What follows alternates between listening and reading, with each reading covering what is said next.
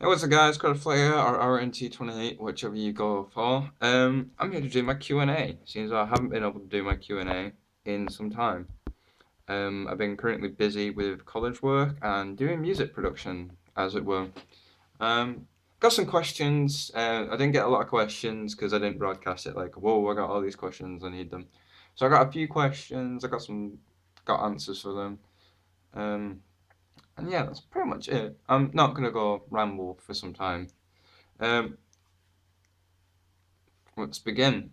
First question is from Anonymous. What program do you use? And they're asking to be called Anonymous because some people don't generally want to be called by their name. Um, what programs do you use to make music and mix music?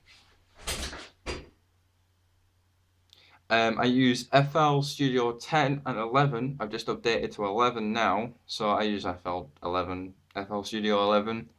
I used Ableton for a while, then I think that was it. I went straight to FL because it's more fun and easier for me to use. What I use to mix music for my mixes is Virtual DJ, which is kind of a noob kind of thing, and Mixmeister, which is a pre-recording kind of mix. So you just basically just whap in the song, fade it yourself, and that's pretty much it. And then go. There's nothing live there. That's why I prefer using Virtual DJ because it's live. It's more fun. It's interesting. If you mess up, then you've got two choices: you try and bring it back, or you start again.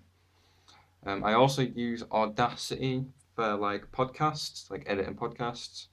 I'm just adding this in. I use Audacity. Audacity is only to like clear stuff up if I've got messed something up, but generally I'm a lazy kind of editor, so I don't really do that with it. Audacity is just there. It's just on the side. Um, but I don't really use Mixmeister because it is kind of a boring program. Yes, it gets them done properly, easy done. No need to worry about messing up anything. But that's how it is. And why I use FL was someone recommended it to me along like last year. I've been using Ableton and GarageBand. GarageBand. I was using GarageBand 4 years ago, and someone mentioned FL Studio. When I started my first year at college, officially, I did 2 other years before and for a diploma. Someone recommended FL. It sounded kind of stupid because it was just Fruity Loops, which is actual name, but it sounds like a sample looping station. To me personally, it sounded like a sample loop. So I was kind of a bit put off and stuff, and then I actually bothered to download it, and it was confusing to start with because you were just plopped in the middle. You had a kick, you have a clap, you have a hat, and a snare, and I didn't know what I was doing. I was looking around, going, "What do I do?" And I found out a 3XOSC, which is free oscillators, and I use them to make more wobbles, to make more dubsteppy noise, and all that stuff. And I took favour to using a piano, which is FL keys. That's probably my favourite channel of them all. And then to get my deep bass noise, I use a Benny Benassi VST. It's a Benassi bass VST. I won't link it below because I can't remember where I found it. It was a long, long time ago. But what I use in general is just that. And people look at me so confused and like, whoa, that's pretty minimal. But it kind of amuses me when people go, "Oh, music's too easy today. Anyone can make a song."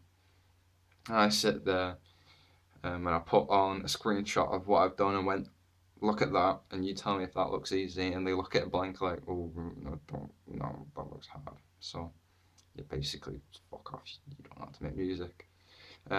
Second question, getting trailed off. Second question: do I have any musical backstory, kind of backgrounds? No. Um, I didn't go into music GCSE because I was into DJing, and when I was younger, it was really bad, but when I was younger, DJing wasn't classed as a kind of a musical production kind of thing. It kind of is now. It's just now made its way into GCSEs now that DJing is now a musical kind of aspect, which I'm really upset about because I probably would have aced it one way or the other. But I didn't music as a GCSE when I was younger, when I was at school, what shall I say? It was more playing a real instrument, and I can't play instruments for the life of me. I got stupid fingers, and doesn't really work coordinated, but it works great with a controller, man. I can go play video games for like, what, 12 hours a day straight. So I can't play a real instrument, and so FL became part of my life. Computer programs that use music was become part of my life. So I can't go in and go, I have a music degree. I don't. I have no musical skills or backgrounds. I think the only background I have to music is my dad, that is a bass, guitar, and a drum player, and sings a bit. That's the only musical background I have in my to me. So me making music is probably a big inspiration from my dad. Well, actually, not inspiration from my dad. Something that my dad can be proud of that his son isn't bad at music but can make music at the same time. So yeah, music's probably a big part of my life. Um, Third question: where did you start off, and how did you get the name Crowded Flat? It's in the name. Crowded Flat.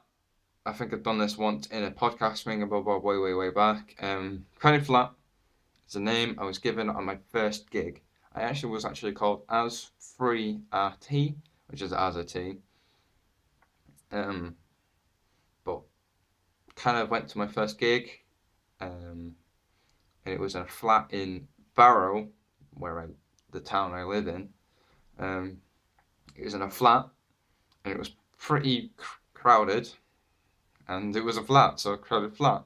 But because this is a crowded flat, I guess. So I took that name. I just removed the name as 3RT and took the name Crowded Flat, and then I kind of carried on from there. I enjoyed the idea that Crowded Flat was a smaller version of Crowded House because Crowded House is probably my dad's favorite band. So yeah, kind of helps it along. Next question is, what was the first songs you mixed together? First songs I mixed together as a whole was on my actual first gig because that was how it was. That's how I began. I got into music by accident.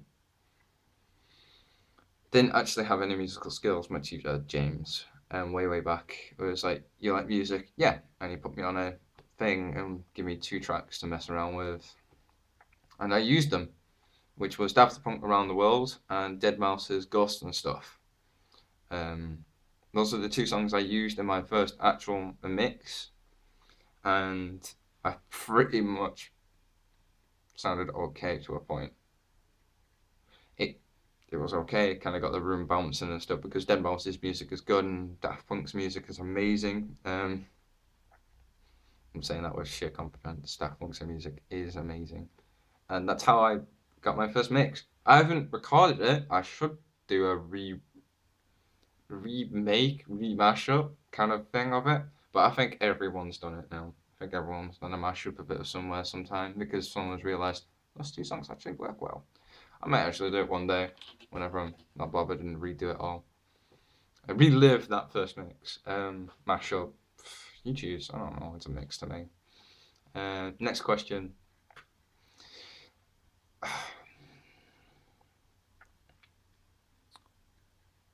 Where did my Niggas in Paris remix, where did the idea come from? The idea came from my friend Magnum on Macaulay, you choose. His sister, Courtney, it's joined us in our previous podcast. His sister went to a club one night in Glasgow, I think it was, or something, and the DJ was playing the original song, Niggas in Paris, but he just turned up the bass a bit. So she asked me if I could do that, and I said, sure, yeah, as long as you send me the song, I can do that. And she sent me a live version of the song. So I had like the crowd cheering and stuff like that. It's like, no, I'll fiddle around with it or something. And I spent about 2 hours on it. Literally, I just ripped up that shit Cray and Ball So Hard, Motherfuckers Wanna Find Me. That's pretty much it. And I added a melody to it, knocked up the bass, because there wasn't any bass on the original song before I added the bass to it. I just added bass to it and I did some sweet kicks, and that was it. And it's now hitting what? Let me have a look now. It's wrong phone. It's now coming past 4,000 views on YouTube, which is pretty damn amazing from something that took like a couple of hours to do. So Courtney is probably the main reason how I got into doing Niggas in Paris remix. Yeah, that's pretty much it. Next question. Next question is, when do you do your podcast? We do our podcast daily. We do them pretty much daily enough, but I do them like a day after or so. So right now I'm currently just stocking up on podcasts. Currently just worked with a guy from Machinima, a guy that is a Machinima director. So I'll probably mention something. He's probably mentioned it a shit ton of times in the podcast. If you want to get involved, you can leave your Skype name below. We do it daily between the times of around about 7:30ish or 9 p.m. GMT time, which is English time. We do it around about that time. So if you want to get involved, put your Skype name below. I'll add you. I'll message you, seeing if you want to get involved. So that's it. That's how you can get in our podcasts. You can do what you want. You can say what you want. I spend most of my time in my podcast swearing my head off or getting drunk or generally just ripping into someone. But if you need some more help with advice with that, you can just message me on the Skype, leave your Skype name below, as I say. And yeah, I can get you involved if you want to, if you choose to.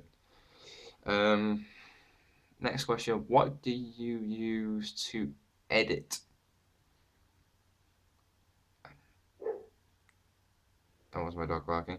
Edit in general, I'm in currently...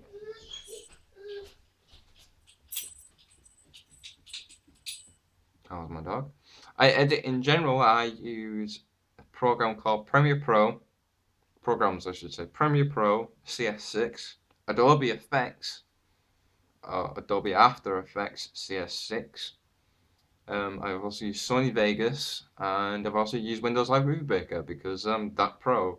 I use After Effects to make all the effects kind of thing. That's how I made the waveform for Niggas in Paris remix, and from music onwards. Premiere Pro is to actually edit, so cutting, putting videos in there, stuff like that. And I use that because I'm in a film course. I'm in my last term now, so I'm finishing college pretty soon, which isn't good. So I really enjoy my time at college. So yeah, I use Premiere Pro. It's about 250 quid or so. I'm not too sure. Don't quote me on that. I'm not too sure what's that in US dollars. Or you can use on it. You choose. But I recommend using Premiere Pro. It's more fun. It's easier to understand, and it's quick, clean, and easy to use. And you can render out in 1080p. I think it is now 1080i. You got a choice: interlace and progressive, one of the two. You can have a choice. That's pretty much it now for the Q&A. I've got no more questions, but if you want to leave some questions, do leave them below. Don't mind. I'll probably do something more, more stuff based on it. But that's it from the Q&A.